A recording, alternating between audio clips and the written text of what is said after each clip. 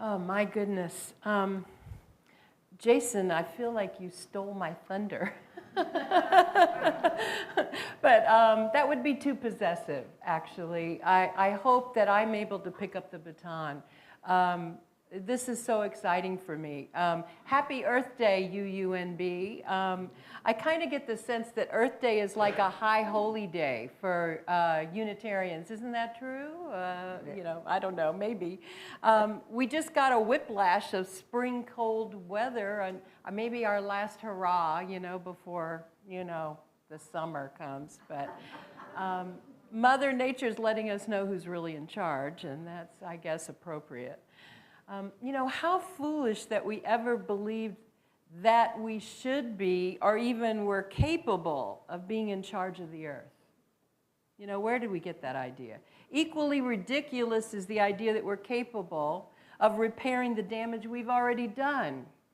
I mean, I know it's noble that we try, but we don't have any idea how to interpret. We're still learning the order of the earth, let alone knowing how we can go back with our clumsy hands and try to repair what has taken eons.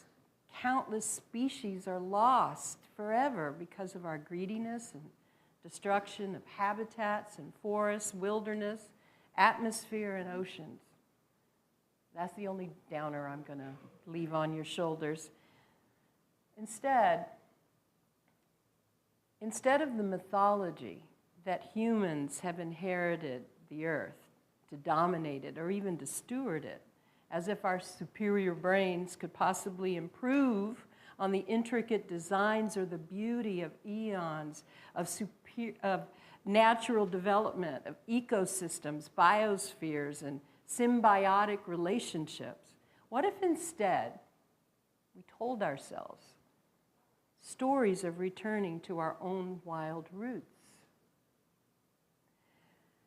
How many of you know the story of where the wild things are, or have read the story to your grandchildren, right? Max was sent to his room without supper because he was a wild thing running around with a fork chasing his dog and talking back to his mother. And the coolest thing happened, in my opinion. His room turned into a jungle, which I'm dazzled by still. I mean, trees, the bedpost turned into trunks of trees, and the moon came in the window, and then pretty soon was in his very room. A boat takes him in and out of weeks and almost a year to where the wild things are, and they make him their king, and they have a wild rumpus, and he is in charge of everything, and he can have and do anything he wants. And after a while, he gets lonely and decides that he misses being where someone loved him best of all. And from far away, he began to smell good things to eat. And he decides to return against their cries that they loved him and they didn't want him to go. And he says no. And he climbs in the boat and he returns to the night of his room to find his supper waiting for him. And it was still hot. There's another story that I want to tell you. It's still going to be story time, y'all. Because you know why? Because the child in us is closer to the earth than the adult in us. I think the taller we got, the further we got from remembering our roots and from listening. Rowan had it. Rowan didn't walk into a magical forest, y'all. He might as well have been walking in Landa Park or Panther Canyon to really hear the birds, see the bugs crawling, picking up those ancient rocks. Do you know how blessed we are to have ancient ocean in the rock beds of Texas right at our feet that we kick over and curse when we stub our toe, or that we try to plant something among. You know, this is a marvel. This is ancient history that we are stumbling through. This is a beautiful, beautiful place that we're cradled in. And this is a part of our heritage and part of what is growing in us. And it speaks to us. One of my favorite books is Mr. Tiger Goes Wild. Now, this is a culture in which all of the animals are fully dressed in three-piece suits and hats and shoes, and they all stand on two legs no matter how they're normally supposed to do. And they're very proper, and they're very respectful, and they're very careful in public. And even the children will have hats on and shoes and do everything they're supposed to do. Everyone was perfectly fine with the way things were. Everyone but Mr. Tiger. Mr. Tiger was bored with always being so proper. Good day, Mr. Tiger. Good day, Mr. Deer. Lovely weather we're having, I suppose. Indeed. Now, children, please do not act like wild animals. And they're chasing each other. He wanted to loosen up. He wanted to have fun. He wanted to be wild. And then one day, Mr. Tiger had a very wild idea.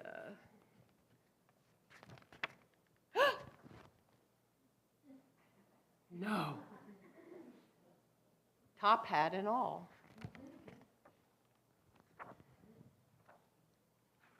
He started walking around town on all fours. He felt better already. Mr. Tiger became wilder and wilder each day. Roar! His friends did not know what to think. He's running over the rooftops now. It's an outrage. And then Mr. Tiger went to the fountain in the middle of town, shed his clothes, went a little too far. Please, grab your pearls. Just remember, this is a hand-drawn tiger. This is a natural tiger. I'm just going to remind you, this is not pornography in any way. It just seems like it. Look. His friends had lost their patience. Mr. Tiger, you must act wild. If you must act wild, kindly do so in the wilderness. What a magnificent idea. Boom, out he goes into the wilderness. This wilderness, however, looks like paradise to me. It has waterfalls and jungles, and he flies through the fields, climbs the trees, roars at the top of his lungs, jumps and explores every part of it, going everywhere. But after a while, discovers that he has gotten lonely and that he missed his friends and he missed the city. He missed his home.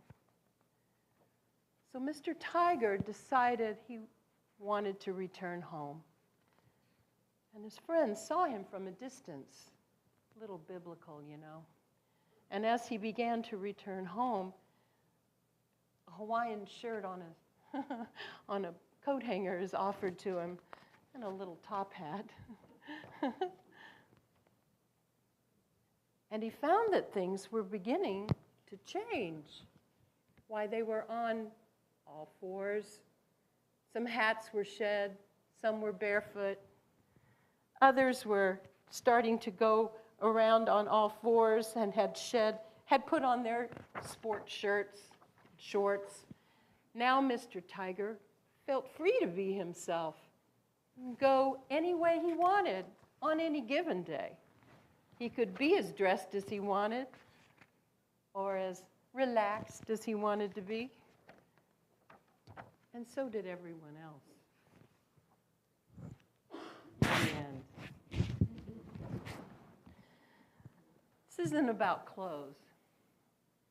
This is about connecting with what is deepest and authentic about us.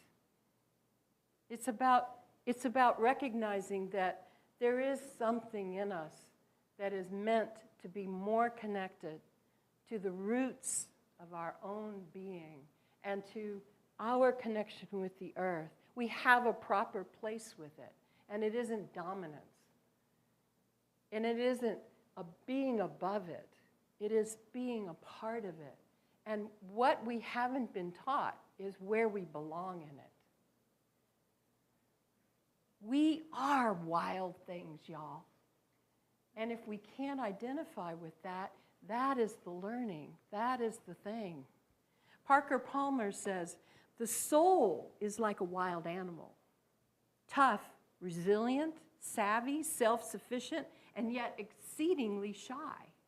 If we want to see a wild animal, the last thing we should do is go crashing through the woods, shouting for the creature to come out. But if we're willing to walk quietly into the woods and sit silently for an hour or two at the base of a tree, the creature we're waiting for may well emerge. And out of the corner of an eye, we will catch a glimpse of the precious wildness we seek.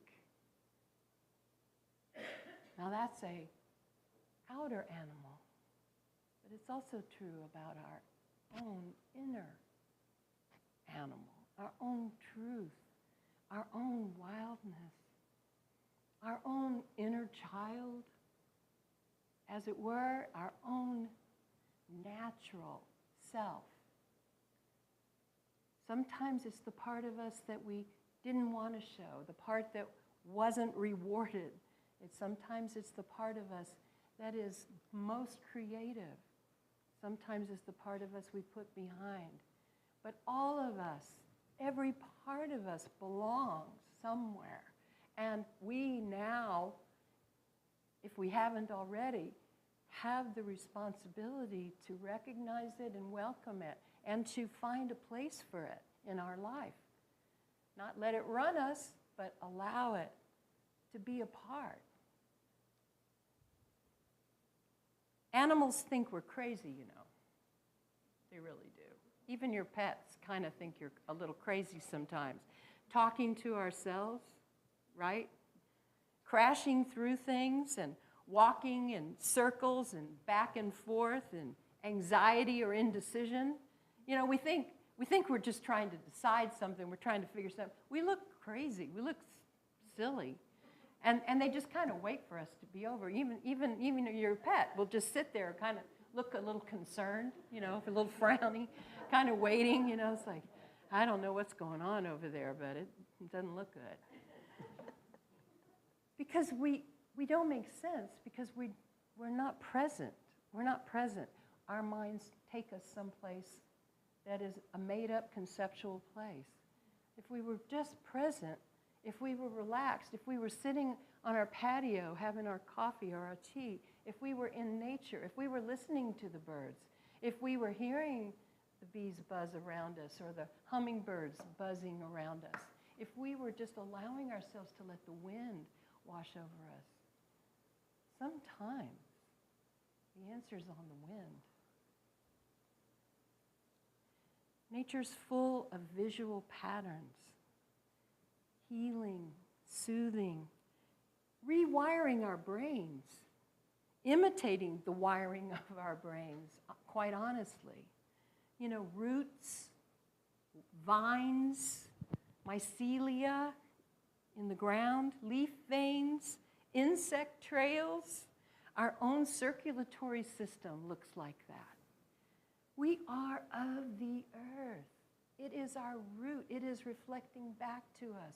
Do you know, just seeing it is grounding. Putting our feet into the dirt, letting our toes get into the earth. When's the last time you did that? We protect ourselves from everything, don't we? Look at our walls. We put up pseudo-natural things, but we are not natural. We wall ourselves off from the weather. We created artificial weather. We don't go out in it. All we have to do is step outside, and there is something happening out there this minute that we're all missing right now because you're listening to me instead. I'm not the wind. I wish I was. Trees, plants, and all creatures are intelligent, wise beings. They are medicine. They're medicine for the soul. Teachers, they are healers. I could talk to you for the remainder of my time with you about, I could talk to you for the remainder of my time about a single blade of grass. I swear to God I could. I could, but I won't, maybe next time. Henry Crow Dog said, "The earth is a living thing. Mountains speak. Trees sing. Lakes can think. Pebbles have a soul. One pebble can be a meditation. Rocks have power. Gaia, spirit nature of the earth, all creatures more than human, plant people, stone people, and all elements of creation are alive, intelligent, connected, responsive." Emily Cady wrote Lessons in Truth. She is a teacher of unity tradition. And she says, there is no absence of life, substance, or intelligence anywhere. She's part of the New Thought movement. Ralph Waldo Emerson said, "To the dull mind, all nature is leaden.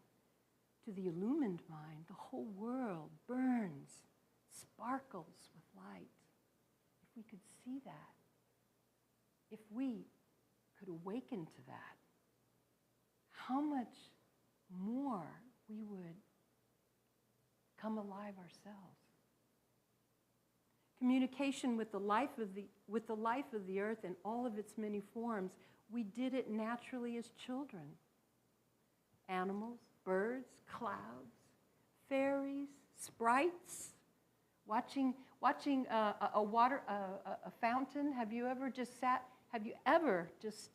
and watched? It can be a wave, watching that spray that comes off the very, very, very tip top or off of a fountain. Watch just where it goes into the air and just kind of dissipates, and it creates form. It's almost like a dance, and you see the sprite. I challenge you. It just looks like a water sprite. It looks like a little form, and it just keeps coming up, and it keeps coming up, and it dances. And I promise you, I see the water sprites at the very, very tip top before the water starts to fall again. It's there. As a child, we don't question it. We don't question our sanity. We don't think we're making something up with our minds. We are seeing things as they are, and we are delighting in them because why? We are still attached to our wonder and our awe. The wind, smoke, stones, crystals, rainbows, sunsets, butterflies, dragonflies, stars. Wonder and awe. Listening, watching, feeling, and expanding our senses returns us to our natural state, feeds our souls, like returning to our natural home, where someone loves us best of all. Spending time in nature and becoming conscious of our 360-degree awareness. You know, when we lived in nature all the time, when we were always in nature, when we didn't build ourselves separate from everything in the world, when we lived in nature, we had to know what was happening behind us for our own safety. We had to have a perception. We had to have sense. We had to have hearing that we could trust without always having to be looking. It wasn't anxiety. It was consciousness. It was awareness. And we still have it if we practice it. If we practice just sitting and breathing, if you go outside and just become aware and you become relaxed and you begin to listen, you can close your eyes and you can allow your sense and your awareness to expand to behind you. And then just check yourself and turn around and see, did you hear that? Can you see what is really behind you? Did you hear that leaf fall? Is that what that was? And just really check your awareness and allow your awareness to expand to your surroundings, the practice. We have that capacity because it was a necessary skill. It's a way for us to stay conscious and to be receptive. We belong to the earth. That's our proper place. Not above it, not below it. We belong to the earth and all of creation. They are brother and sister to us. That's why we renew, heal, and are restored in nature. That's where we vacationed. That's where we go for retreat. That's where we go when we really need to relax. Because that's what will cradle us and bring us back to ourselves. John Burroughs says, to find the universal elements enough, to find the air and the water exhilarating, to be refreshed by a morning walk or an evening saunter, to be thrilled by the stars at night, to be elated over a bird's nest or a wildflower in spring. These are some of the rewards of the simple life. Standing people, trees, have purpose to teach us about resilience and flexibility, just like Rowan learned. They are networked with one another while also being home to birds and animals and even insects. They live long lives when they're healthy and planted in favorable conditions, much like humans.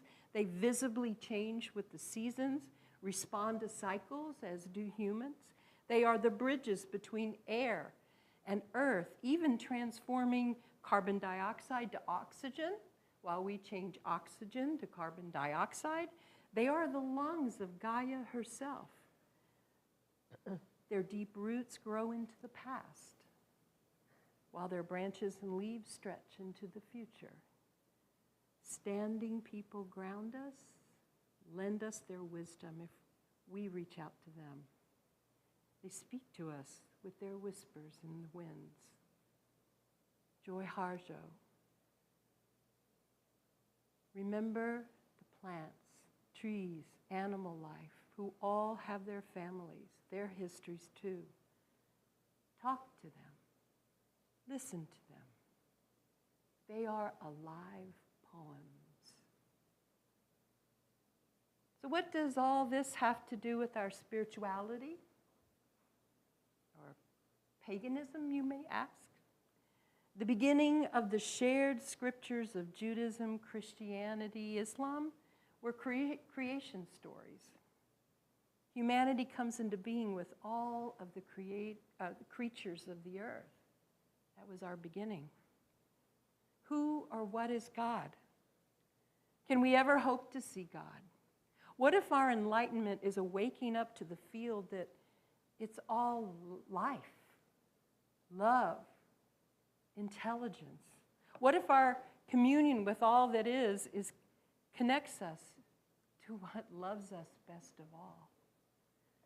Robin Wall Kimmerer says, knowing that you love the earth changes you, activates you to defend and protect and celebrate. But when you feel that the earth loves you in return, that feeling transforms the relationship from a one-way street into a sacred bond. Return to where you are loved best of all, you wild thing. Happy Holy Earth Day, y'all.